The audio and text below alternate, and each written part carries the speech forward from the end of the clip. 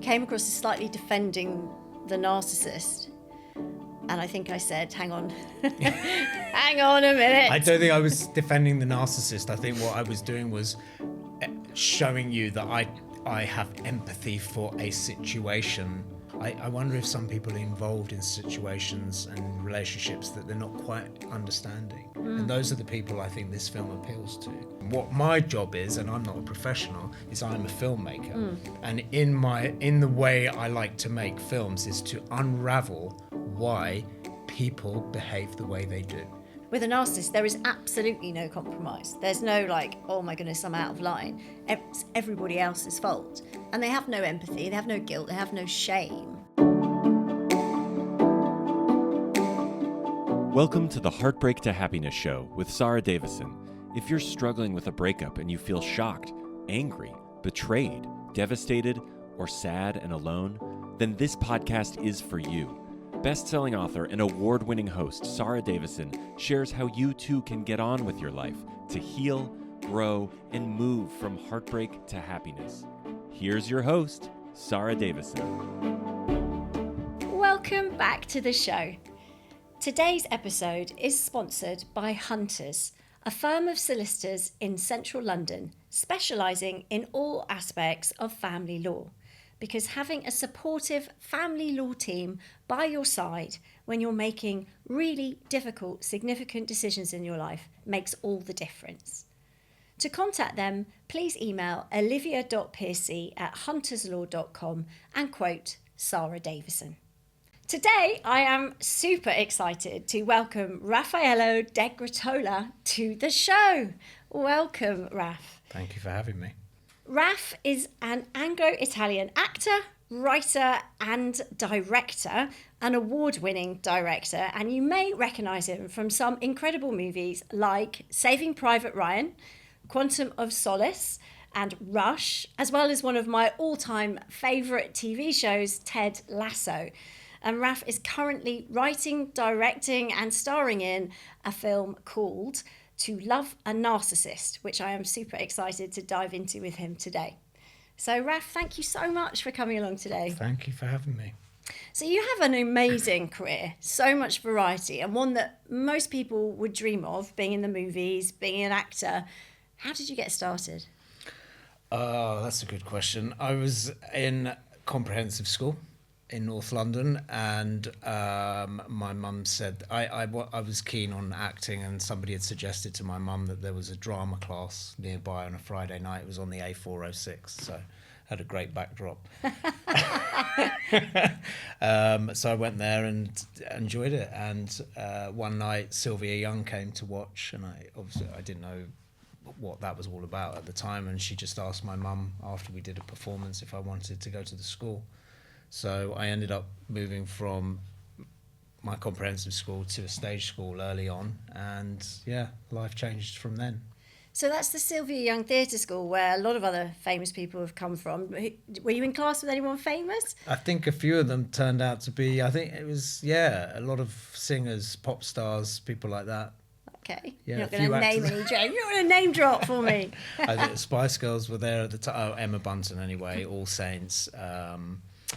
One of my first girlfriends who did very well, she won, I think she won the Eurovision Song Contest or something like that. Samantha Janus at the time, she's now Samantha Womack. Wow. So there were a lot of really talented singers and actors that are still working today. Yeah. And what's it like to be on set with some absolute acting legends as well, like Tom Hanks, Sandra Bullock? I think you've been on, she's one of my personal favourites. If ever I have a movie made about me, that's the person I want to take. She's going to play Sarah Davison, the divorce coach. Yeah, I can see her doing it. No, I'm not. I'm serious. What's it like to be on set? In the early days, it was daunting.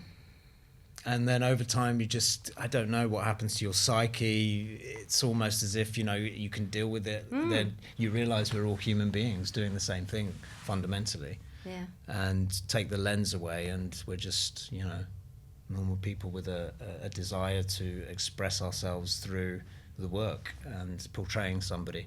So I think once you hit that level and you take the sort of celebrity side out of it, it just becomes a form of collaboration, Yeah. you like, and that's really nice over the years as that develops, rather than the daunting prospect of going on set with hundreds of people looking at you, waiting for you to deliver your lines. I hope you're better at remembering lines than I am. It never gets easier. Yeah, I guess that's something It never I gets need easier. to learn. Yeah. So then you got into film directing. So what inspired you to? I mean, I know you do both still. I mean, you're still acting. I mean, you were recently in Scoop, which was the Prince Andrew, which was incredible. Small role, very small role, yeah. Yeah, but good, yeah. I think I always had it in me to really want to tell stories, and I've thought about this recently. I think growing up and spending all my summers in Italy with all the Italians around a table, and really the pastime was telling stories from the past. And we'd sit there and listen, and it just became a visual, and I'd hear these stories of sort of grandparents and great-grandparents walking all the way up to the Austrian front line in the Second World War, and then some of them disappearing in Russia, and how some of them immigrated to Australia and America, and it just formed these pictures in my head. And I thought, I just love hearing people's stories and telling them, and I sort of put myself in their shoes. And I think it came, and acting was definitely an expression that I enjoyed, and it's amazing when you do it. But for some reason, it didn't quite feel enough for me, because I wanted to be able to sort of form the story as a whole rather than just one person in it. Okay. So that's where it developed. Then my dad died in 2009, and I thought, this is the opportunity. So I wrote my first short, which was about an Italian family in North London losing their grandmother, and she wanted to die, and they were struggling with her imminent death. And so that's where it started. And then that was successful, right? Because it opened the Boston Film Festival. Is that the one? Yeah, it did. Yeah, and that's really gave me sort of a push to go in that direction. I remember sitting on a plane thinking nothing will happen with it, and I got a notification saying your film's officially selected for the Boston Film Festival, and I was like, wow, yes, this is great. I want to do this more. And so you learn as you go, and you know, I'm lucky enough to know a lot of good actors, and so when I've got a project, I'm able to sort of cast the net and see who comes in, who's right for it. Yeah. I mean, you've done incredibly well with the films. I mean, Transference as well. Tell us about that. Right. I kind of wrote that about 15 years ago, and it was loosely based on my parents. Right. And it became this fictional piece, and I wanted to tell the story through the eyes of immigrants living in London. And again, I've always been fascinated by relationships. Love stories are my thing. Because it is a love story. It's fully everything I tell will be a love story in some form. And what I became really fascinated with is why these intense, passionate love stories fall apart. Why can't they hold themselves together? And I think that journey made me discover the intricacies of two particular characters and different social backgrounds and cultural codes coming together, and the little things that happen that start breaking it. So, you know, unraveling it rather than judging it is my sort of thing when I make something, which is the same with To Love a Narcissist. You know, I kind of try to look at things from an optical lens which is separate and non-judgmental, and I put that responsibility onto the audience more, rather than telling them this person is good, this person is bad, regardless. Yeah, I mean, it's interesting. Well, I mean, I've watched Transference, the love story, and you are like that. It's an interesting dynamic, because in most movies that I've watched, you kind of either backing one person or the other, and you kind of think, well, they're the goodie, they're the baddie. But I think in that one as well, it just sort of unravels as you go through. You sort of think, oh, it could be that, and oh, is it that? And you start questioning. So, I mean, you won an award for Transference as well, didn't you? I think, yeah, we won a few awards at festivals. Socially Relevant Film Festival, Arizona International Film Festival. I think there were a few others. I was just really happy to have finished it. It was a hard shoot. It's shot all in the borough of Barnet, apart from a few scenes on the South Bank.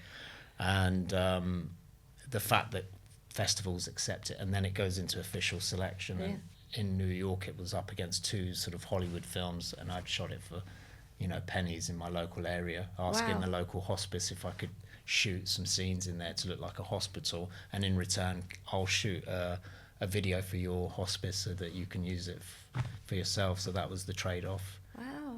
And then I structured it contractually whilst I was shooting, and then got it all ready for sales, basically. So yeah, I was lucky with that one. And Yeah. I mean, lucky. I mean, you're very talented. I've watched it and it's brilliant. And, you know, I love the way that you sort of come from those humble beginnings, trying to pull it all together, and you're up against the big guys, and you're doing really well, which is fantastic. Thank you for the compliment there, but I think the thing is to just have the courage, as you know, to sort of get out there, get a couple of cameras, get some people that you trust. It's all about trust. Yeah. And everyone's in it. They want to tell the story. They're inspired. Yeah. What is it that inspires us? And I always look for that common denominator, which is what's the inspiration for everyone here. You know, it's not just my journey. I'm sort of captaining the boat, if you like, but it's the people who are on it that are all part of it. And it's very much a collaboration. Yeah, it's teamwork. Yes. Yeah. And one of the main reasons that I wanted you to come on is because you're writing this new film, and you've written it, and I've seen clips of it. I haven't seen the whole thing because you're editing at the moment. But tell us about To Love a Narcissist. I know a lot of my listeners and followers will be really interested in this topic, because narcissism is something that is very zeitgeisty at the moment. It's something that is a buzzword everyone's talking about. Tell us about the film and how it came about. Initially, again, it's my fascination with love stories, passion, loving somebody and not quite knowing what it is that's not working out, and where it comes from, and what is your contribution within it. And then my original title was Not Another Love Story, but it felt too comical. And the second I established that this character, which I really didn't know, I'm got to be careful with spoilers here, the character that I was basing this particular disorder on, that I'd unraveled slowly, I didn't really know exactly what it was until I started doing more and more research, and this word kept coming up. The N-word, and I was like, and then you'd look more, but actually it's so broad, the spectrum, that I could say, you know, a narcissist has this, and this, and most people will go, well, I've got one of those, or two of those. So I realized the spectrum is broad. Then I realized that people's experiences are broad, because your experience, their experience are all unique. And so it's not like a specific experience to be with a narcissist. Everybody has experienced it differently depending on how bad that apex narcissism is. Now there's also narcissistic interplay that exists, and this is something I wanted to explore from a third lens, which is when, you know, the characteristics start to form between two people, and then you start to ask where that comes from, and then you start to question your reality. And so I wanted to put that in the film. I wanted the audience to, as you did, question what you were watching exactly. It was making you ask questions rather than telling you answers. Well, it doesn't tell you who the narcissist is to start with. It's just To Love a Narcissist. So it could be either or. Yeah. It could be the character you play. It could be your partner in that, and the dynamics that roll out, or other people in it as well. Yes. And as it rolls through, you start to question, and that's the beauty of your work. I think it really does make you question, hang on, but isn't that how you feel in a relationship as well? Because you're, as somebody who has been in narcissistic relationships myself, I know that you start to question yourself as well as, you know, is it me? Is it them? Yeah. So, you know, that the very fact that you've got the audience participating in a way that the actual person who's going through that will experience is very powerful. It's really interesting, because the second you say, what am I doing wrong? This is wrong. This doesn't feel right. Then I think you're already in a good position, because the second you start questioning yourself, I feel like that's a healthy point of view.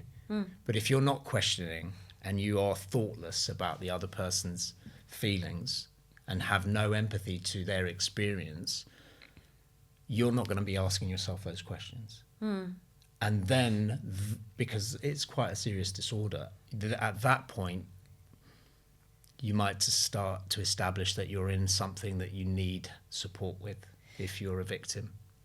Yeah. I think is what you're saying, and that's when we came together, because I was kind of defending everybody in my film, and that's quite a funny story actually, how Yeah. we met. Maybe you can talk a little bit about Well, that. I think we met through. You saw the title, didn't you? To Love a Narcissist. Yeah, it was a mutual friend of both of ours Yeah. who said, there's this film. What do you think of the title? And she set up a meeting with us, didn't she, on Zoom? And you were on set somewhere, I think, and didn't have much time, but.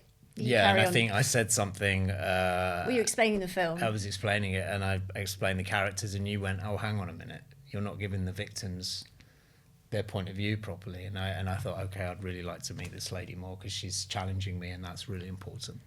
Yeah, I think what got me was the fact that we were talking about maybe going into partnership and working on sort of behind the scenes on what is narcissism and how it sort of flows through the film, and my take on that and yours.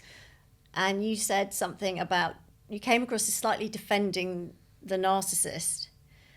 And I think I said, hang on, hang on a minute. I don't think I was defending the narcissist. I think what I was doing was showing you that I have empathy for a situation, rather than I'm not a storyteller that says, going back to what we said earlier, that there's an evil person here and a good person. What my job is, and I'm not a professional, is I'm a filmmaker. And in the way I like to make films is to unravel why people behave the way they do. Because I would suggest personally, from my experiences, that it's best to say to yourself, I am void of full knowledge here, even if you're being treated badly. So the second you say that, you understand it might not be a personal thing. It might be something that's going on with them, their psychology, their psychiatry that we don't fully understand. Or, what if they are traumatized and have experienced really bad things? Because when that happens in life, it changes you as a person. Absolutely, yeah. And so if you are a victim of that, what are the tools? And I think what you were saying is, you said, deploy your parachute and get out. I think I said I think that is not easy for a filmmaker, because mine's not a public awareness film. But what it does do is express an understanding of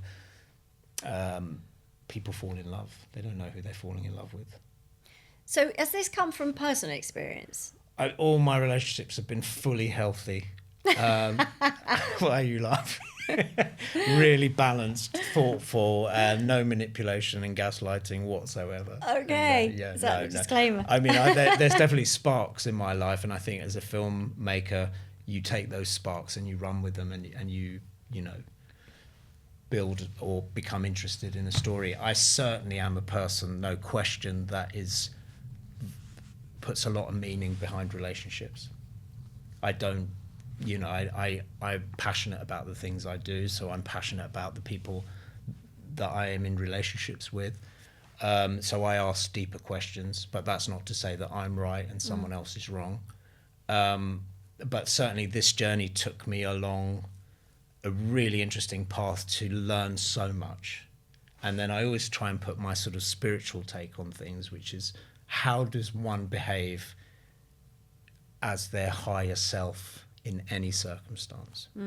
Because I feel like then you can separate yourself from it, and in a way that's what the lens does for me. It separates myself from a situation, right. Observes it, even though it's mostly fiction. It's really interesting to see what the interplays, the subconscious interplays are between two people, how one tries to manipulate another and vice versa, and why somebody would want to lie or why somebody would want to gaslight. Where might that come from? How it feels to be the victim of that? How it feels to be the person who is conducting the pain? Why are they so intent in behaving like that? That is the most interesting stuff that I've unraveled, really, in this film. If you are struggling with a breakup, divorce, or domestic abuse, then you're not alone. Do reach out. You can try our online support groups for free for a week to get some support from my accredited coaches, and also find your tribe, or come and get some one-to-one coaching with one of my coaches too. So you can find more information about that on my website, saradavison.com. So tell me more about that. What have you seen and experienced to be the sort of narcissistic traits? What would you feel? What are the? Sorry to cut you off there. I was just going to say what are the emotions that are playing out, and you were talking about a bit about gaslighting, but what else are people experiencing, in your opinion, when they're in a lot of the stuff I've heard is basically people. The alarm bells start to raise when somebody's always got an answer. They don't take any responsibility for their part of the problem. That's a big line. It's you. That means there's no room for collaboration, no room for reasoning. So regardless of how somebody is attracted to the other person, because attraction goes up and down, these things you should think about, baiting, pushing somebody into a corner to make them react, and then their reaction is what's the problem. Yeah, so you see that in your film, actually. So all these sort of things play out in the film. So you see them, one person baiting the other, you see their reaction, you see them being disappointed maybe in their own reaction and wondering what's going on with me, why am I reacting like this? Is very out of character, which if anyone listening has been in a narcissistic relationship, you'll understand that toxic loop of everything seems to be good, you're getting on really well, there's quite intense passion, a lot of intimacy a lot of the time, and then an action happens which triggers that bad behavior. It could be an outburst, it could be a criticism, a put down, it could even just be a look or the way somebody says something, a certain tonality that then makes you realize that you've done something, you've stepped out of line, you're not behaving in a certain way. Well, you haven't, but their perception of you has, or they're out to get you. So when you talk about which is what I researched, that it doesn't have to be something major you do, it's minimal, and to them that can switch from you're everything to you're now nothing. And that's not a balanced relationship. But what it does to you is, if you are that type of person, you will be drawn into the trauma cycle at that point because you want to fix it. Yeah. Because if you have feelings for them and they're genuine, I need to fix this. That's a responsible thing to do. And they will take advantage of that. Yeah. And so when you're watching that from a lens and telling a story of this complex story between two characters that I can't say one is bad or the other is good, it's fascinating to watch those little moments that over time build, and you see how a relationship starts to break down. So the point is, and as you know, and this is I think partly why we spoke, is if you have children with them, it's never really over. You've got to. I edited that scene today. Yeah. And I felt anxious watching it. So the scene, just to set the scene for everybody that doesn't know what it is, can you give us a little bit without spoiling what happens? It's just one character moving the children from one house to another. Which is very often, in my experience, when most of the problems happen, because as soon as you've got the children involved and you're together, then that is when tensions can fly. And it is really difficult for everybody involved, especially the kids. But post-separation abuse after an abusive relationship is quite often worse than when you're actually with them in a lot of ways, because instead of it being sort of generalized across every area of your life, when you're no longer physically living with them, the only control they have has to be channeled all through the children, and then potentially finances all the divorce process. Yeah. Which is why the divorce process is such a difficult process and very different from divorcing a healthy person. Now, I'm not a big fan of using the narcissist word, because I think it, and if I can see why in the film you want to use it, because it does heighten drama. But if you're looking at taking your power back and healing, and the coaching that I do and my team of coaches, we're very much about dialing down those negative emotions. And that word narcissist tends to spark a lot of negative emotion. But I do think that there are touch points with kids where, it can be difficult as a parent to think, gosh, I feel like I've really let my kids down because, their parent is a very toxic person. And that can be very difficult for people to manage, that guilt and that heartbreak, and just trying to walk on eggshells, which I've seen in the film as well. Yeah. There's a lot of walking on eggshells, lots of different scenarios. Well, I mean, that's a big one, as you know. Walking on eggshells. If you feel like you are constantly trying to avoid a bus stop, an argument, you've got to start asking yourself questions. Is this person a good person or not? Am I a good person or not? Thankfully, with the child thing, and me and my ex-wife, who isn't, we had a really healthy relationship with our daughter, and our daughter was able to come from house to house, and that was all great. Yeah. I would say you probably know more about that stuff than I do, but any divorce is not going to be easy. No. I think, well, the Yeah. majority of, for many reasons. Yeah, because obviously people won't know, but you are divorced. Yes. And your daughter is 18. 18. Right? Yeah. Yeah. Yeah. So, yeah. Yeah. But you've nailed the co-parenting thing, so you're Yes. doing that really Yeah, well and really. successfully. Yeah. And I think, for kids who are growing up with a toxic parent, that co-parenting can be a real nightmare, and it's very difficult. You can't actually co-parent with a narcissist. That's just not possible. Because if you tell them what you want, which is part of co-parenting, that this is what I want, what do you want? Let's find a happy medium. They'll go, I know what you want. I'm going to do the absolute opposite. Wow. And so you can't co-parent. A lot of people say, well, you can parallel parent. And do you know what that is? I don't know. Parallel parenting is, it just makes me laugh, because they say, well, don't worry about the little things, like, how much time they spend on their iPads or what time they go to bed, because, ultimately you can't change that, and they're relatively small things in the big scheme of life. But just focus on agreeing on the big things, like where they go to school and their sort of medical, like vaccinations and things like that. But again, the same premise applies. If they know what you want, they're going to want to do the opposite.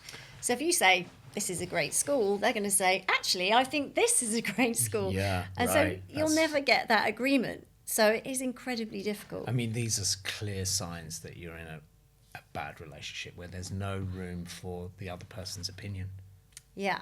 That is a big, and you start feeling insecure about mentioning your opinion, because you think, well, then the only way out of this is we bust up and it's going to be over, and what happens then? It's just, it feels like whenever you challenge in a healthy way, it's going to end to a toxic ending. Yeah. So you end up becoming your smaller self, is what I've been finding out about Yeah. people, and that's not a nice place to be, really. And it's really, some of the stories I've heard online, they are punishing. Yeah. Yeah. And you have to you have to dig deep, find courage, release yourself from attachment, learn to release yourself from attachment, and sort of not to be affected. Yeah, you have to disassociate, and it's very difficult, because Yes. a lot of the time you've been trained and set up over years of how to respond. So it's almost like being a puppet on a string. They just know which string to pull to get the reaction, because they've set it up that way for many years. Why do you think it's calculated from day one? Because I'm not I don't fully know here how it works. Because again, I'm looking at love stories, and I knew immediately when that word came out. As soon as I mentioned to love a narcissist, it's just exploded. Yeah. Because the interest was huge. Yeah. And everybody I spoke to, by the way, what's the film you're making, To Love a Narcissist? Oh God, I've had one of those. Yeah. And Yeah. and then I started thinking, well, who the hell's the narcissist then? If everyone's had one of those, are we all narcissists to some Well, degree? no, but 50% of us might be. If 50% of us might be. Or my interpretation is we live in a society where, are we being formed to have narcissistic traits because if you want to survive, if you want to achieve, and career becomes so important and everything's about success in a particular way, that you've learned to be more selfish. The story is I remember in Italy, where things were really simple, it was really much more of a community thing, and not about I'm going to do this, I'm going to do this. It was more, how are you doing, what are you up to? Yeah, I agree. I do think society's massively changed, and probably to become more selfish. But I think there's a big difference between being selfish and being a narcissist, and being an abusive or a domestic abuser. There's a very, it's all a spectrum. But, what we're talking about here is absolutely manipulative, cold, calculated. Yeah, right. There's no sort of, I'm just being a bit selfish. That's a relationship you can work with, and you can have a healthy relationship with someone who's a little bit selfish. You just have to acknowledge that that's who they are, and you find a way to compromise, and they might want to compromise. With a narcissist, there is absolutely no compromise. There's no like, oh my goodness, I'm out of line. It's everybody else's fault. And they have no empathy, they have no guilt, they have no shame. There's no humiliation about their behaviour. That's really interesting, because one of the things when I'm making my stuff is, how do I increase the levels of people's empathy? Because I think if we're teaching our children to have empathy, I think the next generation is going to be a bit more respectful about the way we treat one another. But if we're in a society where empathy is being taken away as such, it's like, you mustn't feel that for them. That's none of your business. Don't worry, look after yourself. And then you're not developing a child's brain in terms of everybody's got feelings. Let's look at the world from their point of view just for a second, and then it might change the way we treat other people. We might all grow up healthier in the way we treat one another. And then I might not do something, and listen, I'm not perfect. I might not do something that's going to upset you because it makes me feel bad. And I think that's an important quality to have, which I think is being, taken away from us a bit, reduced in the way we think. So that's what I'm trying to build, is the old love stories. I don't film graphic sex scenes in my films. I leave it to the imagination, because I'm thinking, are we living in a society where it's just about that? It's become desensitized even to watch that. Yeah. Desensitized in how we treat people. You can do what you want. That's what society's saying to us now, is you can do what you want. You don't need any accountability. If you want to do that and move on, you do what you want. And so if people are being taught to go, you know what, I've got the right to do what I want. I don't like you anymore. Or, oh, you just pissed me off because you did that. I never want to see you again. That's all I'm hearing at the moment, is people cutting off people left and right. Yeah, it's the cancel culture that we're living in at the moment, which is crazy. I mean, there's a part of me that disagrees in a way that I think sometimes people are just not. Yeah, I don't think you can turn a good person and just erode their empathy. Thank you. I think a lot of people, they're who they are. I mean, by the age of 7 or 8, you've pretty much established your values and your belief systems. And if you've grown up with, at least one healthy parent, you've got a role model there of empathy. And, it's very hard. If someone said to me, right, well, you just cut that person off. If I thought that person was kind or, may have a reason for being that way towards me, then I wouldn't just go, oh, right, if that's what I'm supposed to do, you can do it. I think if you've got empathy, it's inbuilt, and that will sort of be your guiding force. Is it inbuilt? Well, I think with narcissists, it's not there. Right. So for them, it's much easier because they don't have those feelings of guilt. Wow. So they don't have that empathy. So for those people, it comes very naturally. I don't think you can learn to have no empathy if you've got it already. I think that's going to be really tough. I think you can learn to have boundaries, and maybe you can overdo, the selfish point of view. But and I can see that in society is very much sort of more focused around, you've got to look after yourself more so than maybe in your Italian communities or the big families. I mean, it's no. But I think what you've just said is amazing, because if it's not there, say for a narcissist or any other personality disorder, I think they're cluster B personality disorders that I was looking at, what's the point banging your head against the wall trying to change somebody? You cannot change them, Raf. There you go. Deploy parachute, exit the building, and that's my advice. But you can't always do that if you have kids. It's very, very difficult. So, I can't stress enough that if someone's listening and is in a narcissistic abusive relationship, then reach out and get help, because there are things you can do, but it is a dangerous scenario at times to be in, because that control is all consuming and they need that narcissistic supply. So you making any drastic decisions can cause problems, because there's going to be consequences, right? Even if you're late. I think there's a scene where one character is late and the absolute grilling and just blaming and made to feel so bad in that scene. When I was watching it, I was like, oh my goodness, I've been there a million times. Really? With those personality types where you're like, oh my God, I've done something wrong. What do you mean? And you try then to sort of convince them or show them another way.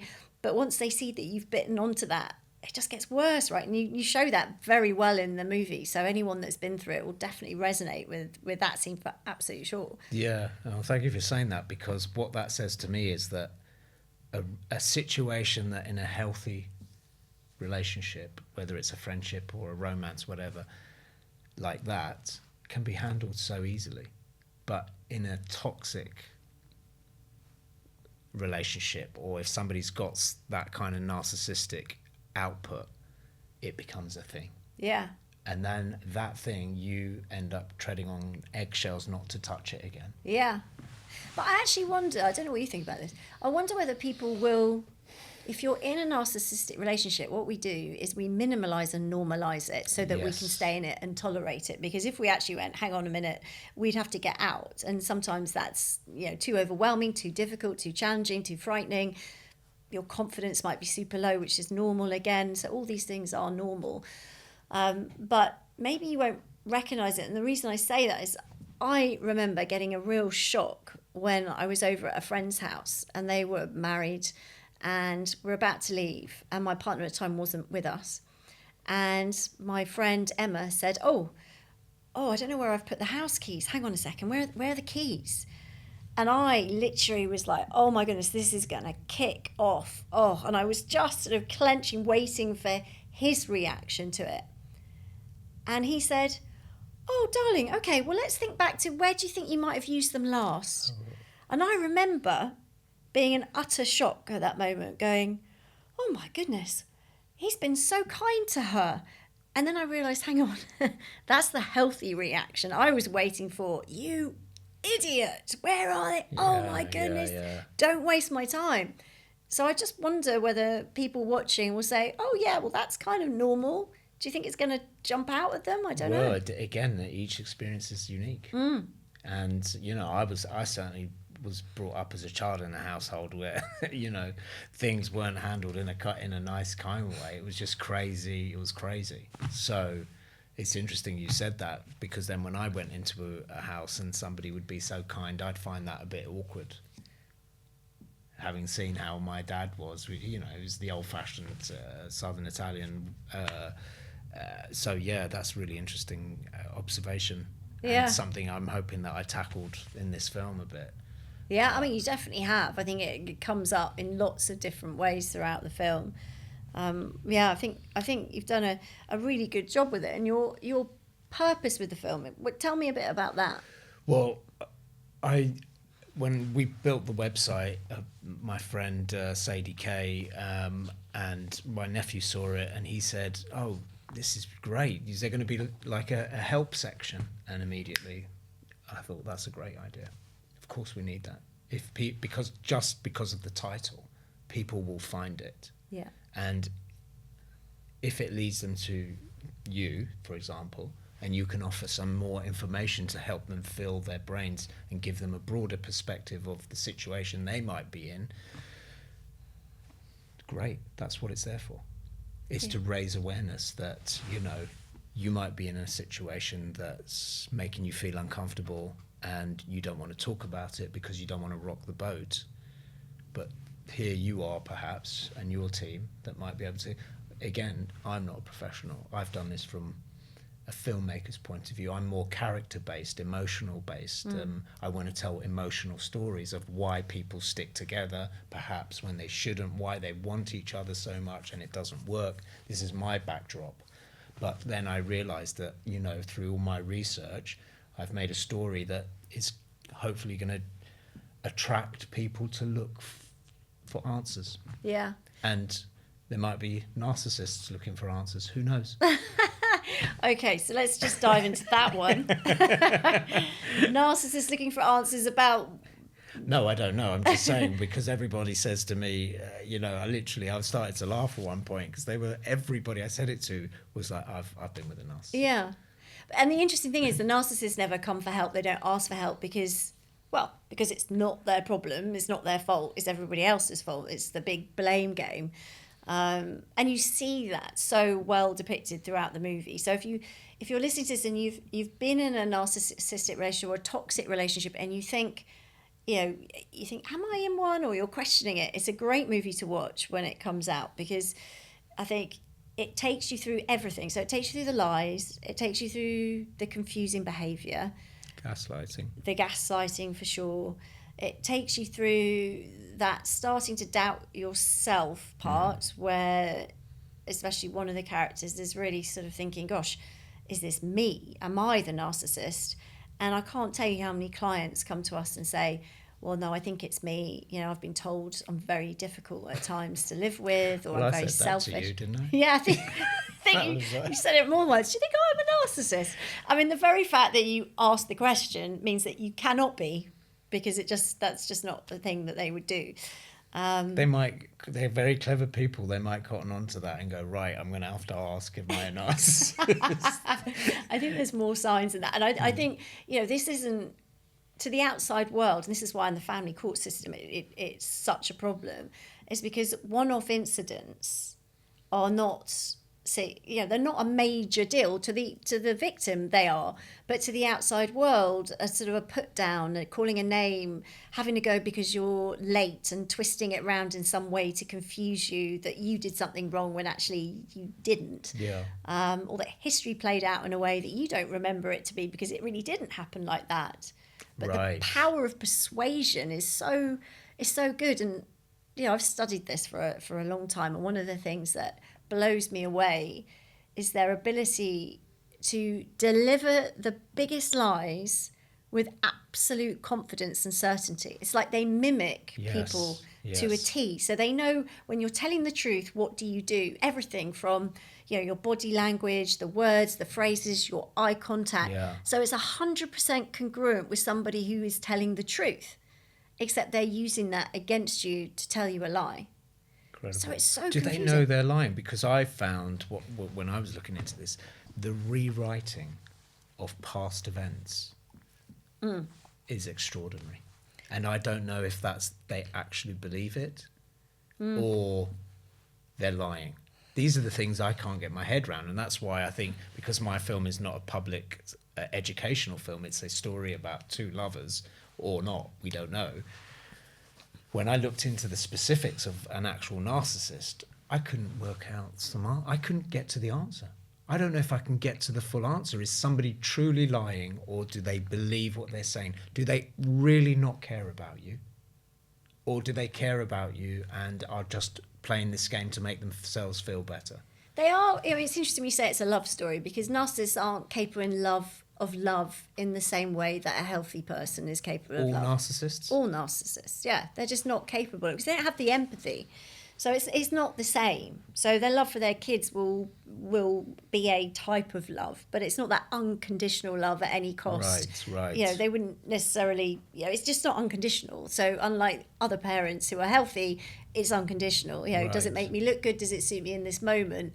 That's more of the dynamic, and that's the same with a partner. So if they don't have that ability to love in that way, because they just don't have that depth of the empathy that's needed to sustain a true, fulfilling, loving, caring relationship, because it's all about them. So if it's all about you, then having someone else in your life will have to serve a purpose for you, and that your gratitude in a way for them being with you is the love that you feel as a partner. That you get if they consider you did something right.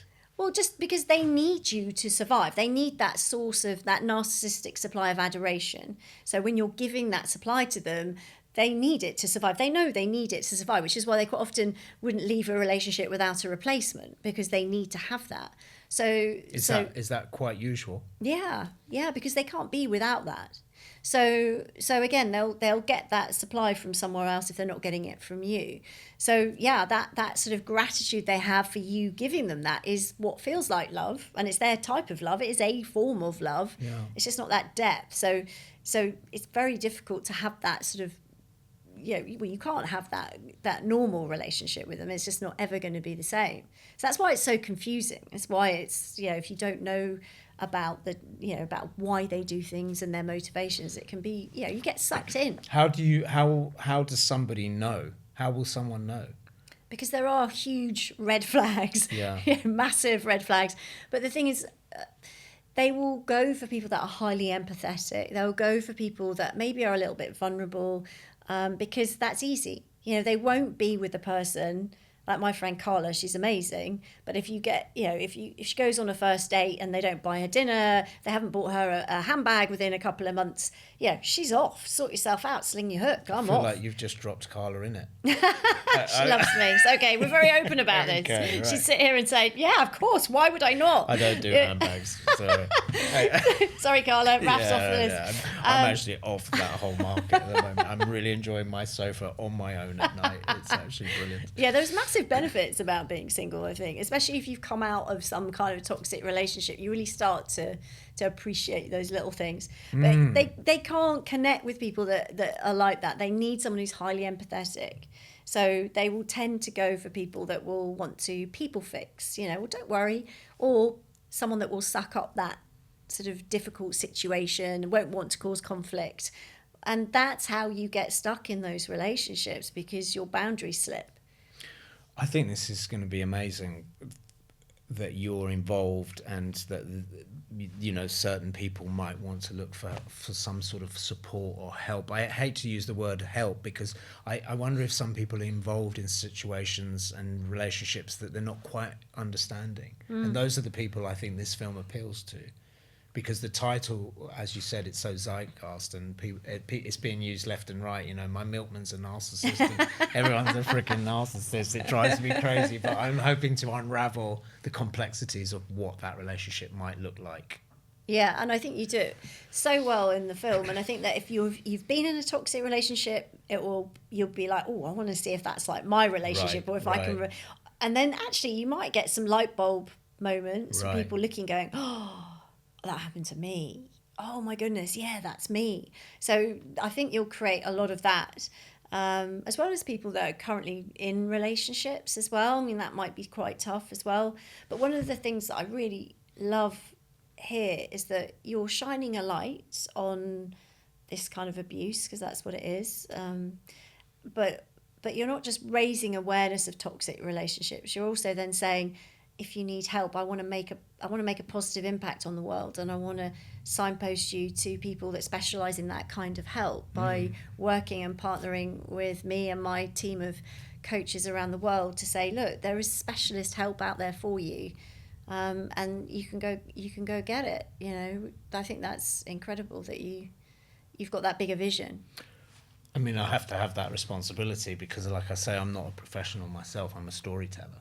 So if it ignites something, and there should always be a place for someone to go to look for answers if they need it, Can I just ask you a little bit about, because part of the what I'd like to do in my films, as you saw in Transference, was understand why two people connect in that way. So, and why does somebody involve themselves with a particular character that's obviously not good for them? When they fall for them, what happens in that cycle that's continuous, and where does it come from? Because shouldn't everyone have to take responsibility? Because you immediately said, well, it's abuse, yes, to be treated badly, but why does one person decide, if they've got an anxious attachment, when they need help, separate from that scenario? Because if they were fully happy with themselves, then perhaps they wouldn't engage in this relationship. And again, these are narratives I've been exploring in this film, which is,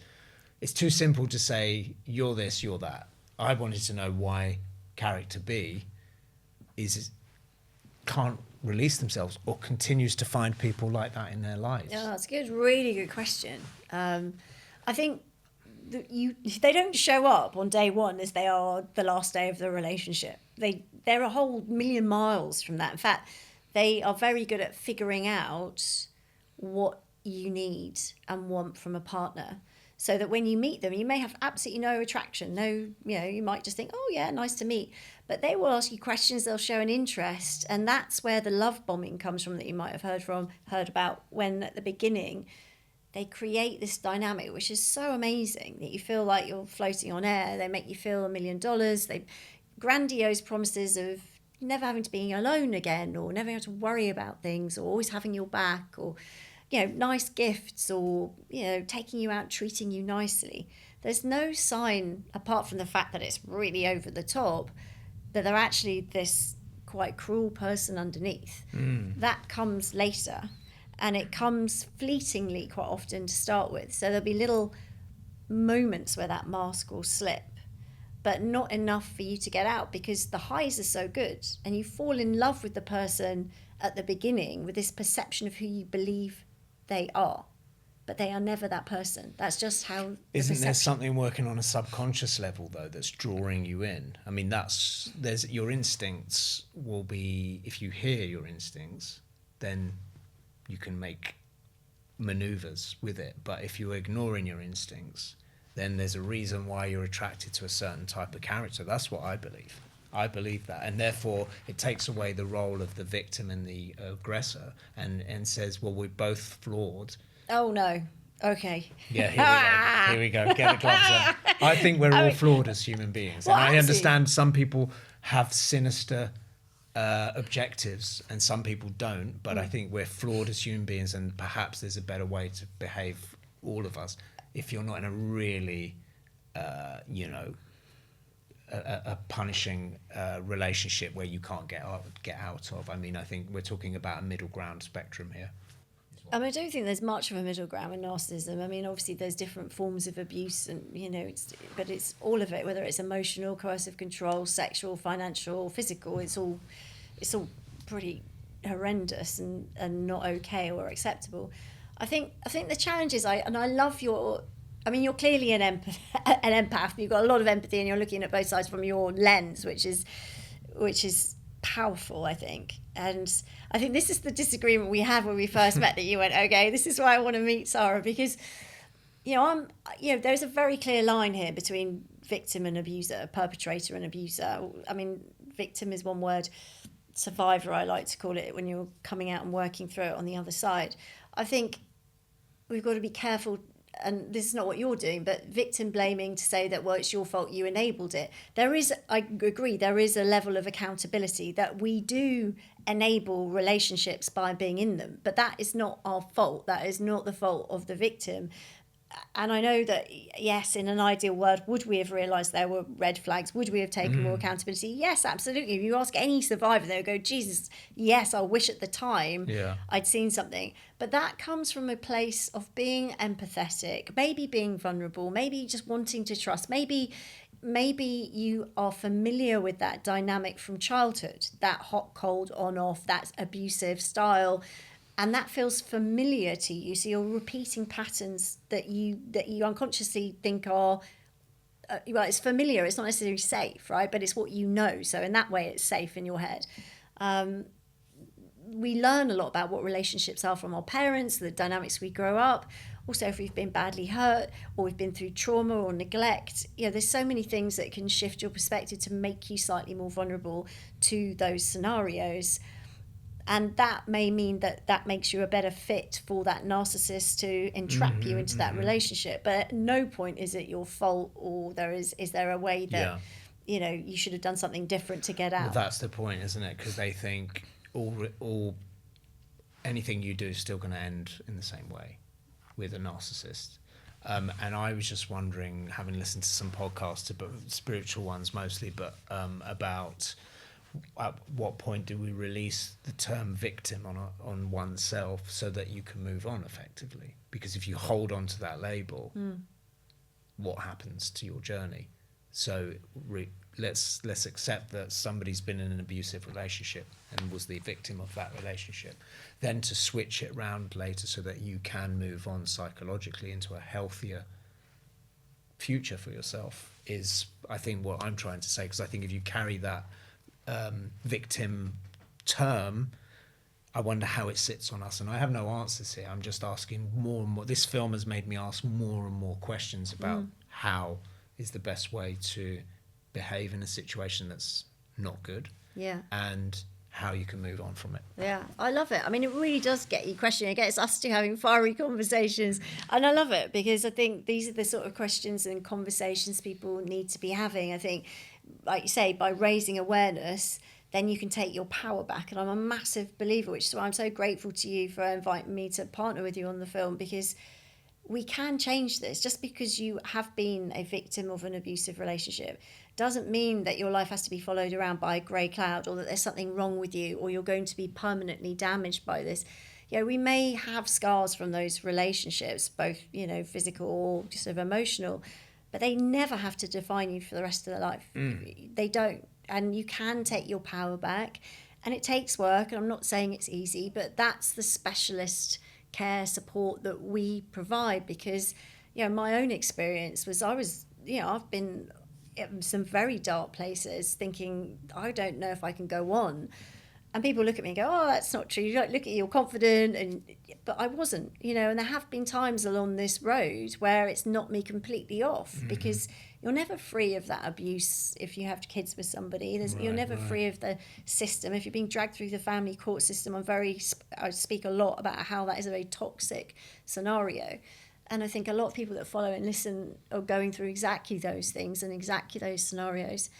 And the important thing is to know that there is hope, there's a light at the end of the tunnel, and you can turn it around. So, what you're doing, Raf, is amazing. So when is the film out? Where can people see it? I'm in the final edit at the moment, and and I think, I hope when people go to see it, hopefully it'll be in festivals first, and then I've got Sadie Frost has just come on board as a co-producer, and she's really keen to help, and I've heard they want to take it to various film festivals to sell it. But my model is to make it, a psychological relationship drama. That's my thing, and meeting people like you through my research has been just so interesting, and I'm constantly finding out new things. So I'm hoping the same model is film festivals, hopefully distribution. It most certainly will be seen, because I always make sure that my films find a platform. That's my main goal. I don't just make them for expensive home videos. And that's why I've got a lot of people involved that have guided me. And once I found this story that I wanted to tell, and it grew, I think I've got something. I think I've got something quite interesting. And I've got extraordinary actors. Lindsay Marshall has taken this role on with absolute skill, and it's seamless, and she's just utterly brilliant, and she is phenomenal. She's amazing. All the acting in it is absolutely, you're amazing in it. I mean, everybody that plays a part has a real impact. And I think partly, a lot of actors come to their job because they've experienced things in their life, and they need a place to express it.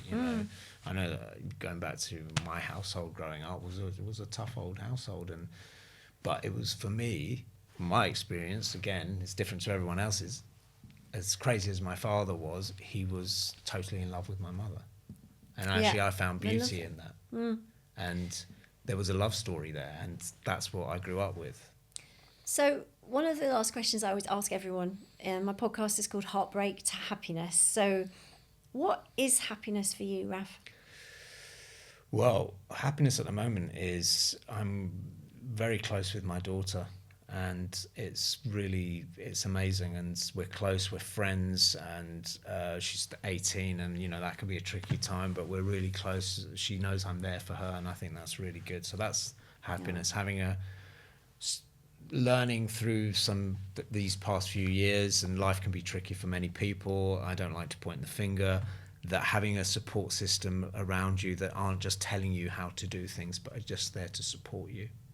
So a good family, good friends that actually give you perspective. That's what I found when I was in tricky scenarios, where my real friends, they weren't telling me what to do all the time. My real friends really listened and gave me perspective and said, well, maybe if you do this, that will change the reaction you get. And so that was such a healthy, and I thought, these are real people. They're giving me, they're not saying you got to behave. I don't like being told what to do all the time.